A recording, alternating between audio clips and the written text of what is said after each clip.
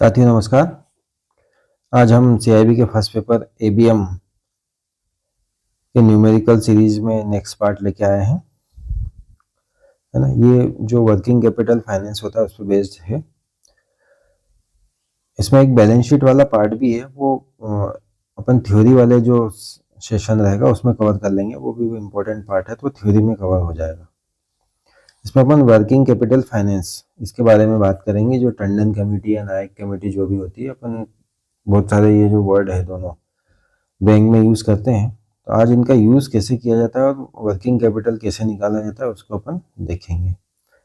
तो सबसे पहले वर्किंग कैपिटल की ज़रूरत क्यों पड़ती है। मान लो कोई दुकानदार है, उसको रॉ मटेरियल खरीदना है, फिनिश गुड, रिसीवेबल एटसेट्रा होता है।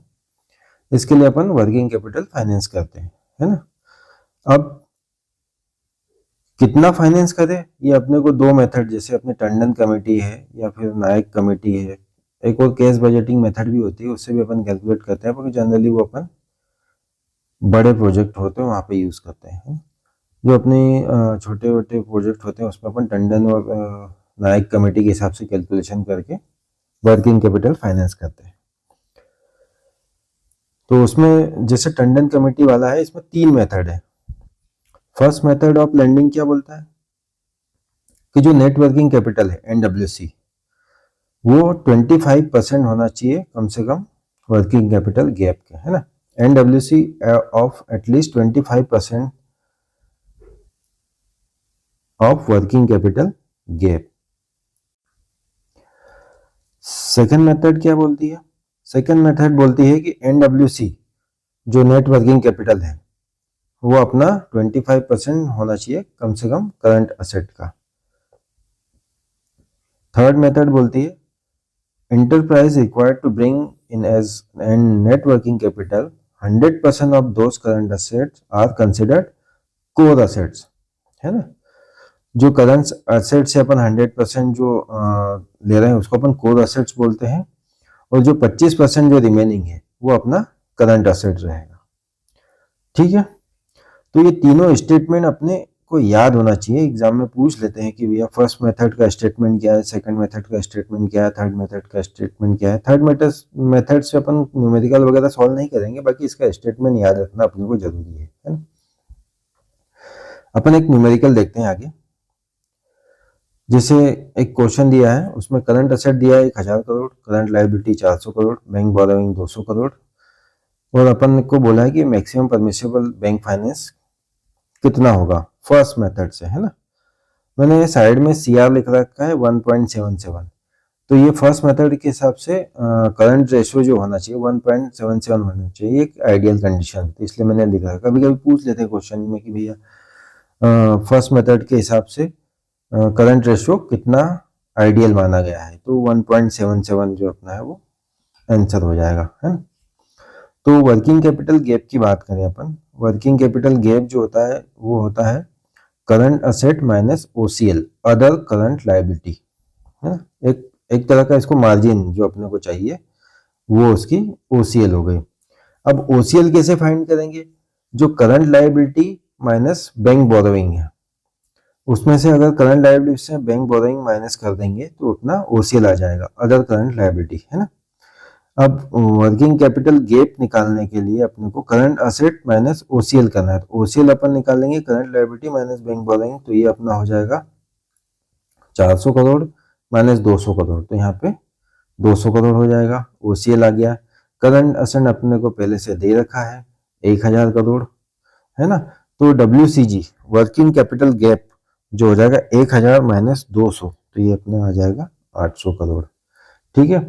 फर्स्ट मेथड क्या बोलती है कि जो अपना नेट वर्किंग कैपिटल है वो 25% होना चाहिए किसका, वर्किंग कैपिटल गैप का। तो वर्किंग कैपिटल गैप अपना 800 आ गया, उसका 25% निकाल लेंगे तो अपना ये 200 करोड़ रुपए नेट वर्किंग कैपिटल हो जाएगा। ठीक है, अब आगे बढ़ते हैं। अब वर्किंग कैपिटल लिमिट अगर अपने को निकालना है तो working capital gap minus margin, है ना। तो मार्जिन अपन ने कितनी रख रखी है, एक तरह की मार्जिन अपन ने ये यहाँ पे ये 200 करोड़ OCL वाली, इसको माइनस करेंगे तो अपनी लिमिट आ जाएगी 600 करोड़। ठीक है, आगे अब सेकंड मेथड की बात करें, उसमें करंट रेशियो आइडियल कितना होना चाहिए 1.33। सेकंड मेथड में मार्जिन 25% ऑफ करंट असेट होती है, अपन ने स्टेटमेंट में ऊपर देख लिया। तो मैक्सिमम परमिशिबल बैंक फाइनेंस जो होगा working capital gap minus margin हो जाएगा। ठीक है, ऐसा ही क्वेश्चन अपन ले लेते हैं। इसमें करंट असेट दे रखा है 1000 करोड़, करंट लायबिलिटी दे रखी है 400 करोड़, बैंक बोरोइंग अपने को 200 करोड़ दे रखी है। Now calculate maximum permissible bank finance as per second method. ठीक है, वही निकालेंगे working capital gap. Working capital gap होता है अपना current asset minus other current liability. Other current liability निकालने के लिए current liability minus bank borrowing कर देंगे। ये 400 माइनस 200 तो 200 करोड़ हो जाएगी। अब वर्किंग कैपिटल गैप निकल जाएगा, क्या है करंट असेट माइनस 200, तो 1000 माइनस 200 800 करोड़ हो गया ये। अब मैक्सिमम परमिशिबल बैंक फाइनेंस है ना, तो यहाँ पे 800 ये जो वर्किंग कैपिटल गैप है 800 माइनस 25% ऑफ करंट असेट्स, ये मार्जिन हो गई आपकी, है ना।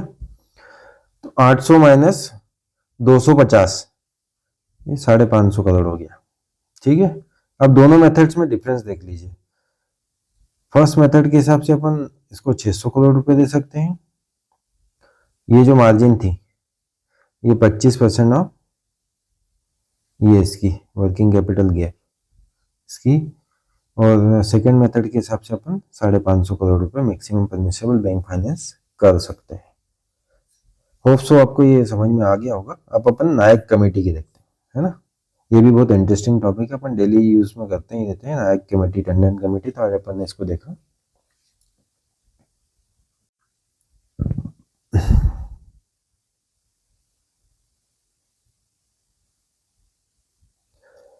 वर्क इन प्रोग्रेस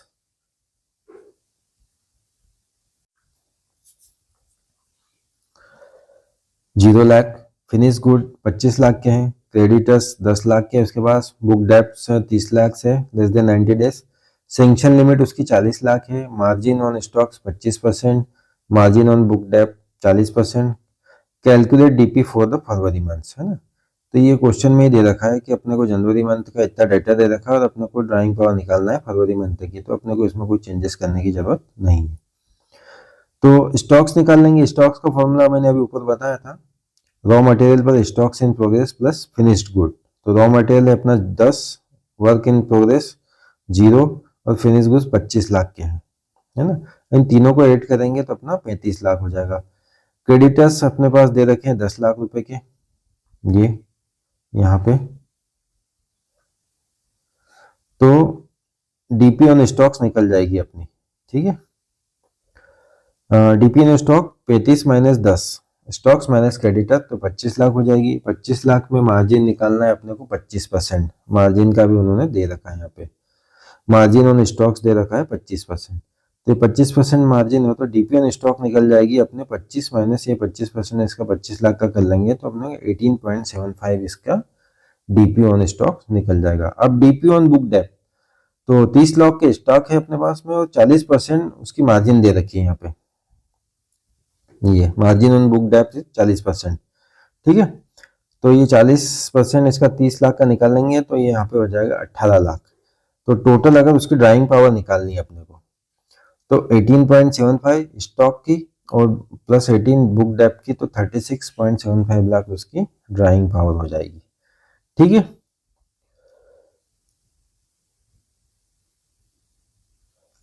अब इसमें एक देखने वाली बात और है। मान लो कि यहाँ पे सैंक्शन लिमिट उसने दे रखी है 40 लाख रुपए, ये है ना। तो अगर मान लो ये 30 लाख रुपए होती तो अपना जो आंसर आता वो 36.75, अपन उसकी डीपी नहीं रखते, अपन उसकी सैंक्शन लिमिट से बराबर या उससे कम ही रखते हैं। तो खैर यहाँ पे बैठ गया है वो 40 लाख की उसमें सैंक्शन दे रखी है, तो 36.75 लाख उसकी डीपी हम रख सकते हैं, है ना। नेक्स्ट देखते हैं, एक लिमिट दे रखी है 40 लाख, स्टॉक दे रखा है 50 lakh, creditors 10 lakh, margin 30%। Calculate DP, ऐसा क्वेश्चन आ जाएगा आपको 1 मार्क्स का, है ना। इसमें ज़्यादा टफ नहीं दिया है उन्होंने। तो डीपी ऑन स्टॉक निकालना, तो स्टॉक्स माइनस क्रेडिटर कर देंगे यहाँ पे। 50 माइनस 10 तो 40 लाख। डीपी ऑन स्टॉक आ जाएगा, 30% मार्जिन दे रखी है उसकी, तो इसका 40 लाख का 30% कर लेंगे तो 12 लाख वो माइनस कर लेंगे, तो 30 माइनस 12 18 लाख रुपए, सॉरी 28, 40 माइनस 12 28 लाख रुपए उसकी डीपी ऑन स्टॉक आ रहेगी। अब वो बुक डेप्थ का कुछ कॉन्सेप्ट ही नहीं दिया है यहाँ पे, तो उसको कैलकुलेट करने की जरूरत नहीं, अपने डीपी डायरेक्ट 28 लाख हो जाएगी। ठीक है, लिमिट से 40 लाख सेंक्शन है तो 28 लाख अपन कंसिडर कर लेंगे डीपी उसकी। चलो, अब ये क्वेश्चन आएगा तो 5 मार्क्स का ही आएगा, एक केस स्टडी बेस्ड क्वेश्चन है ना। इसमें अपन दोनों मेथड यूज करके मैक्सिमम परमिसेबल बैंक फाइनेंस निकाल लेंगे। तो क्वेश्चन देखते हैं अपन। A firm have you are a bank manager and a customer visit your branch with the following information about him, है ना। एक कस्टमर अपनी ब्रांच में विजिट करता है और यहाँ पे ये उसके पास में इंफॉर्मेशन है। वो बोल रहा है कि रॉ मटेरियल उसके पास 2 लाख का है, फिनिश गुड उसके पास 3 लाख के है, stock in progress 5 lakh, other current liability 1 lakh, sundry creditors 2.4 lakh के हैं, outstanding debtors 1.6 lakh, bank borrowing 1 lakh और कैश उसके हाथ में है 19 लाख रुपए। अब अपने को calculate working capital gap Tandon committee के हिसाब से अपने को फाइंड करना है ना। तो ओसीएल अपन ने देखा था उधर, current liability minus bank borrowing, other current liability अपने पास है 1 लाख और बैंक बोरोइंग 1 लाख है, तो दोनों को कर देंगे तो आंसर 0 आ जाएगा। अब टंडन कमेटी देखते हैं ना। फर्स्ट मेथड क्या बोलती है? फर्स्ट मेथड बोलती है कि मार्जिन जो है 25% ऑफ वर्किंग कैपिटल गैप का होना चाहिए, और इधर सेकंड मेथड में मार्जिन जो है 25% ऑफ करंट असेट होना चाहिए। तो मैक्सिमम परमिसिबल बैंक फाइनेंस है जो वर्किंग कैपिटल गैप है उसमें से मार्जिन को अपने को माइनस करना है, और यहाँ पे भी मार्जिन को माइनस करना है ना। और वर्किंग कैपिटल गैप क्या होता है? Current asset minus OCL, other current liability. आगे देखते हैं अपन। तो करंट असेट अपने क्या है? स्टॉक्स है, कैश है, डेटर्स है ना। और स्टॉक क्या है अपना? Raw material plus finish good plus stock in progress SIP, है ना। इन सबको ऐड कर लिया यहाँ पे, raw material finish good plus SIP, यहाँ से अपन ने raw material finish good stock in progress in सबको ऐड कर लिया, तो ये 10 लाख रुपए आ गया अपने पास में, है ना। अब करंट असेट की बात करूं तो स्टॉक्स है, कैश है और डेटर्स है। स्टॉक्स अपन ने पहले निकाल लिया, कैश उसके पास 19 लाख था, डेटर्स कुछ 1.6 लाख के उसके पास में थे, तो ये उसका करंट असेट आ गया। ठीक है,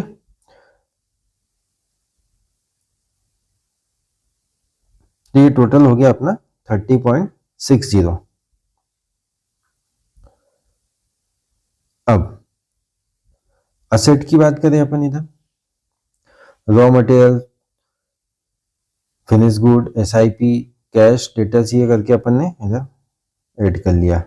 ऐसे कैसे अपन लायबिलिटी की बात करते हैं, तो अदर करंट लायबिलिटी दे रखी है उसने 1 लाख रुपए ये, और सन्ड्री क्रेडिटर्स दे रखे है ना, तो टोटल हो गया 3.4।